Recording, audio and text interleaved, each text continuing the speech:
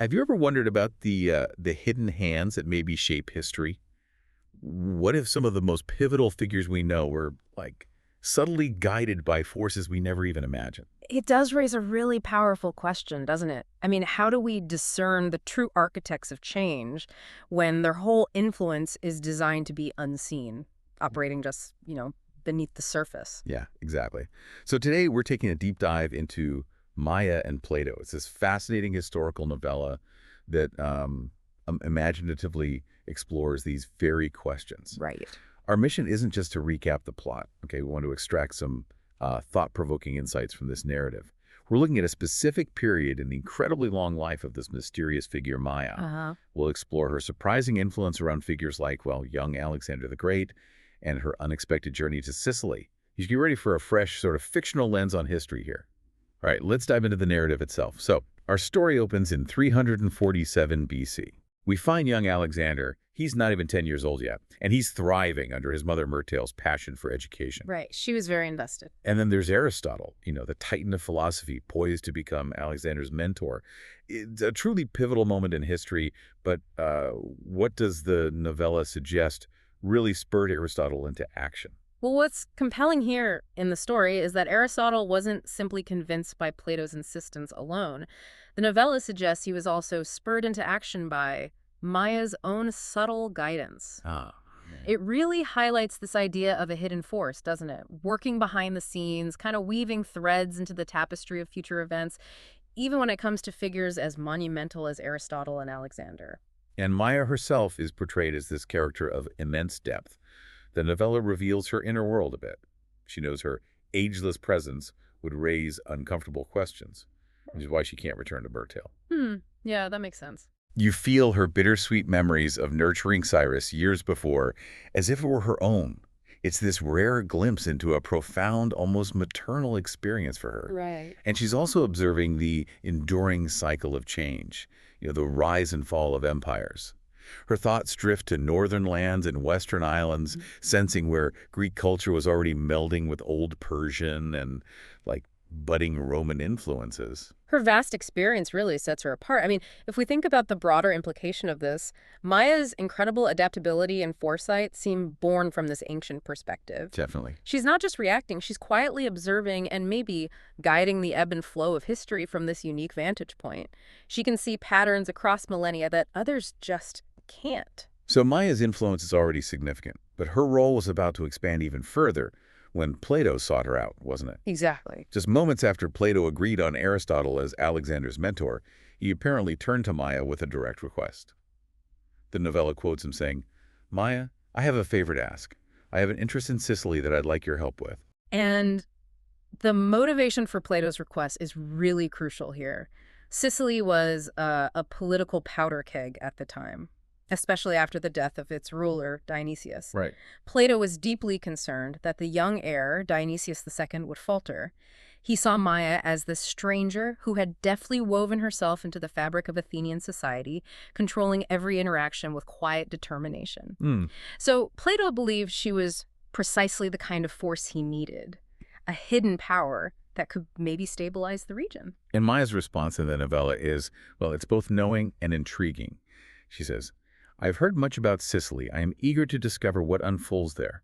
A land where Greeks merge with old Persian settlements and where new Romans are beginning to make their mark." And as she spoke, the book notes, she performed that recurring signature ritual, slowly raising her hand to the side of her forehead, running her fingers through her hair. Oh, yeah, that gesture. And before leaving Athens, Maya showed her meticulous planning by handing over her successful merchant enterprise, this tent business in the Athens Agora, built on trade relationships with northern and western Greece. It's a small detail, but it really speaks volumes about her foresight, doesn't it? It does. She wasn't just some political operator. She was a meticulous planner, even in her, daily affairs. She chose Selene, who had managed her affairs with unwavering dedication, and whom Maya apparently treated like a daughter and a trusted partner to take over the business. Right. This shows a long-term view that extends far beyond her immediate mission. She's preparing for a future that would unfold over centuries, it seems. The final scene in Athens, as depicted in the novella, is actually quite poignant. Plato visited Maya at her warehouse to thank her. Okay. He informed her he'd sent a messenger to Dionysius II announcing Maya's arrival as, quote, his gift, and expressing immense gratitude.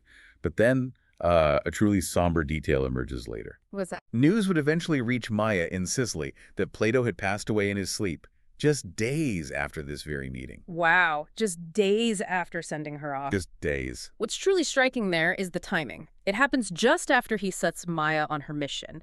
It sort of cements her role, in the narrative at least, as the torchbearer of his vision for Sicily's stability. Yeah, absolutely. It's almost as if he entrusted his profound political foresight directly to her, highlighting her unique position as this enduring agent of change. So months later, Maya arrived at Dionysius II's sprawling plantation on the outskirts of Syracuse.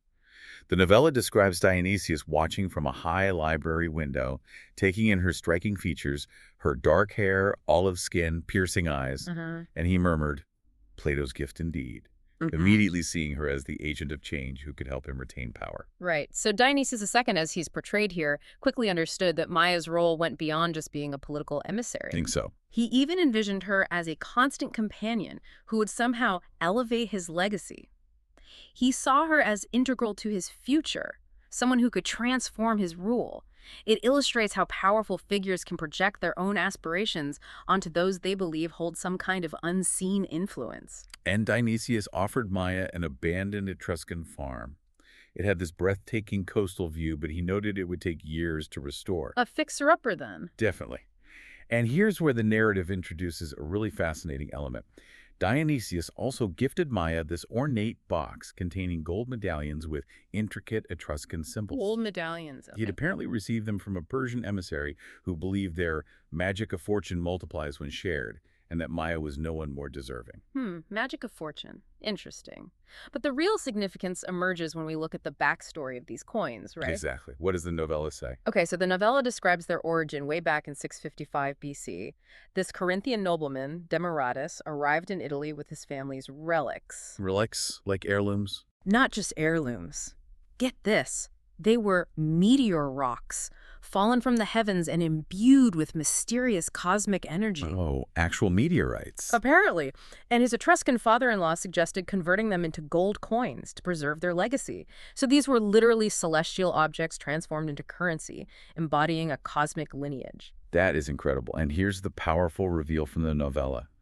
It states that these very coins would later be buried beneath an estate, a treasure rediscovered by Ark. And intriguingly, once hidden there by none other than Maya herself. Wow, so she hides them, knowing Ark will find them later. That's what it implies. It connects Maya directly to this ancient celestial legacy spanning millennia, weaving a vital thread into the tapestry of destiny. That really brings Maya's ageless presence and purpose into sharp focus, doesn't it? It really does. She isn't just a recipient of these incredibly significant artifacts. She becomes their future guardian. She's connecting celestial events, ancient lineages, and future leaders. It's a powerful narrative device, tying her character to this incredibly long sweep of history. She's the link between the distant past and the far future. So fast forward a few months after that.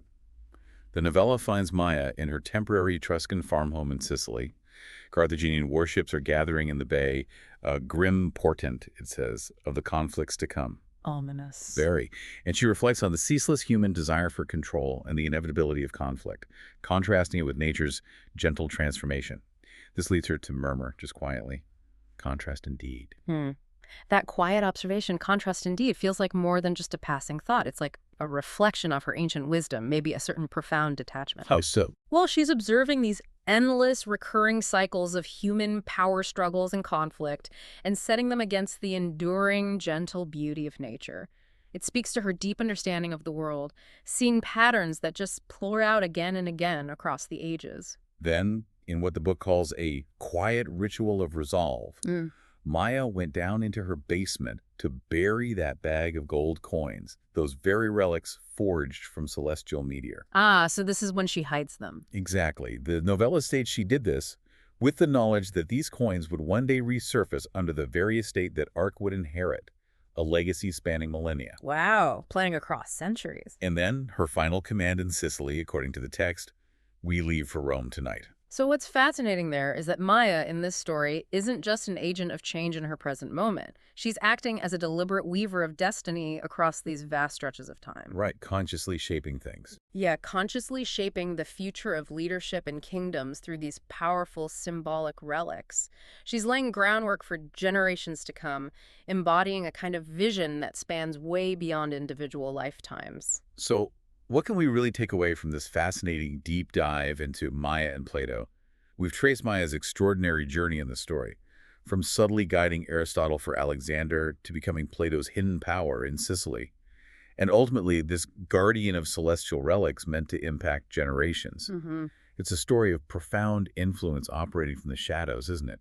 Reimagining history through this fictional lens. Absolutely. And this whole narrative really prompts us to ask, well, how often do we overlook the quiet, enduring forces that truly shape our world? We tend to focus on the prominent figures, right? Right, the ones in the spotlight. Exactly.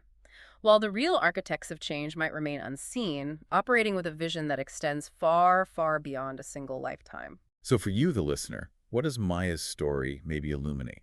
Consider her ageless presence in the novella and her deliberate act of burying those meteor coins, knowing they'd resurface for a future leader like Ark. Mm. What hidden legacies, subtle influences, or, unacknowledged forces might be shaping the events around us today, perhaps driven by individuals who operate with a vision that extends way beyond our own lifespan. Well, if we connect this to the bigger picture, this kind of narrative really encourages us to look beyond the obvious stories we're told. It invites us to ask what profound, unseen currents might be at play, linking past, present, and future in ways we haven't even considered yet. A great question. It just reminds us that history, both real and, well, imagined like this, is often far more complex than it appears on the surface. Today, we've taken a deep dive into the hidden threads of history, as seen through the captivating lens of Maya and Plato.